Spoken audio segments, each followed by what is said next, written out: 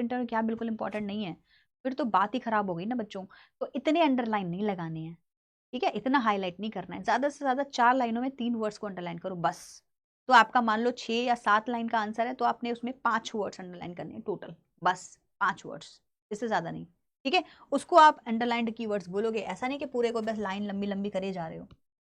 तो ये ऑटोबायोग्राफी है, यंग गर्ल की है, मतलब एन फ्रैंक की है।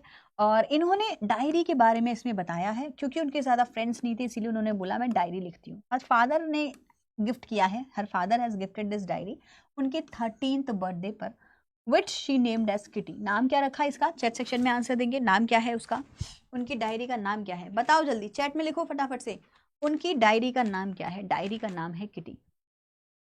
फ्रैंक कैसी लड़की है बताइए, लिख कर दीजिए। फ्रैंक एक ज्यूइश गर्ल है ना, हाइड कर रही है एम्स्टर्डम में, नीदरलैंड्स की कैपिटल सिटी है Amsterdam, during the German occupation of Netherlands.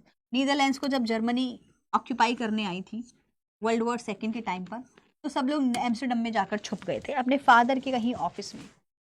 वहां वो 2 साल तक रही and described all her experience in the diary. और इसीलिए जब एक्सपीरियंस को लोगों ने पढ़ा एक 13 साल की लड़की की नज़र से, सब लोगों को बड़ा अच्छा लगा, बोले वाह यार, वाह यार क्या लिखा है। और वहीं से एन फ्रैंक की डायरी फेमस हो गई, वर्ल्ड वॉर को एक छोटे बच्चे की नज़र से देखा गया।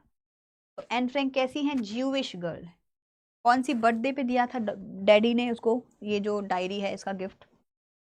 वेरी गुड, बताते जाओ जल्दी, आंसर देते जाओ फटाफट फटाफट।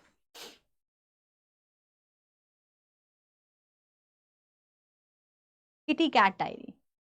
तो आफ्टर हर डेथ, उनकी डेथ के बाद में, his father found her diary and published this world wide. Later on she became world famous because of the detailed account of her diary. Diary के अंदर वर्ल्ड वॉर के बारे में इतना डिटेल में लिखा हुआ था कि सब लोगों ने इनकी डायरी पढ़ी और वर्ल्ड वॉर के बारे में इंफॉर्मेशन गेन किया। कैसे हुआ ये कैसे हुआ, जब एन फ्रैंक की डायरी को पब्लिश किया गया तब वर्ल्ड वाइड सब लोगों ने पढ़ा। एन फ्रैंक को लगता है that it is strange and unusual for her to write a diary because it is the first time she is doing it. So why does she feel it is strange? Strange क्यों लगा उनको? पहली बात तो वो पहली बार लिख रही थी तो उनको strange लगा। दूसरा उनको लगा कि यार मैं क्या ही करूंगी इसको लेके, मेरी डायरी को पढ़ेगा कौन, Who will read my diary? तो ये आपके कीवर्ड्स हैं। Why did she feel strange? Answer देंगे सब लोग चैट सेक्शन में। Why did she feel strange? Because she also claims that in the future no one will read about a young girl's past experiences. 13-year girls की amusings को क्यों ही कोई पढ़ना चाहेगा। Initially she decided to go on with writing. पहले उसने कहा चलो मैं लिख लेती हूँ, because she wants to write her feelings out as she has no friends to talk to. तो फाइनली वो बोलती हैं कि मैं लिख ही लेती हूँ, क्योंकि कोई फ्रेंड्स तो है नहीं, तो अपनी बातें किसके साथ शेयर करूँ, तो बेटर है डायरी में लिख लेती हूँ। डायरी में लिखूंगी तो सीक्रेट भी नहीं स्पिल होगा, मतलब बाहर कोई बताए किसी और को पता भी नहीं चलेगा, और पेपर के अंदर पेशेंट भी बहुत होगा। तो why does she start writing a diary.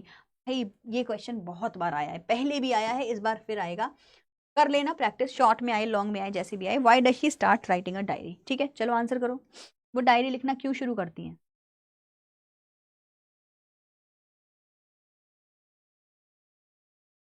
Okay चलिए, so finally she starts to write a diary because she feels कि मेरे ज़्यादा फ्रेंड्स नहीं है, तो बेटर है मैं डायरी में अपनी बातें लिखती रहूंगी। बोलती है paper has more patient than people. Explain this line, कर पाओगे। अगर इतना क्वेश्चन आ गया तो कैसा क्वेश्चन लग रहा है बताओ, इजी या टफ, कर लोगे कि नहीं, मुझे पता चल जाएगा माइंडसेट तुम लोगों का। बताइए अगर क्वेश्चन सिर्फ इतना आता है that paper has more patient than people, explain, कर पाओगी। इजी या टफ में से लिखो, क्या है, इजी है या टफ है, बताओ इजी है या टफ है। Further, Frank claims that she is all surrounded with a lot of people, मतलब she is everywhere surrounded with a lot of people, 30 people हैं जिनको वो अपना friend.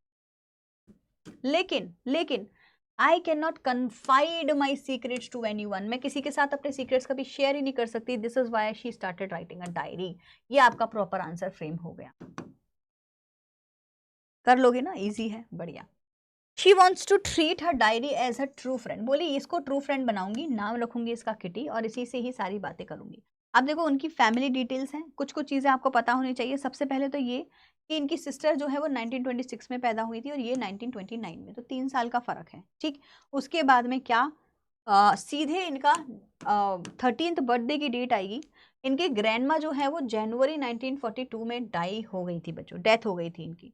And the same year she lit a extra candle on her birthday, और यही year था 20 जून को जिस दिन इन्होंने आज डायरी लिखी है। तो जनवरी में इनकी डेथ हुई और 20 जून को ये डायरी लिख रही हैं, और ये 13 ईयर की हो चुकी हैं, इसका मतलब इनको डायरी मिल चुकी है। तो 13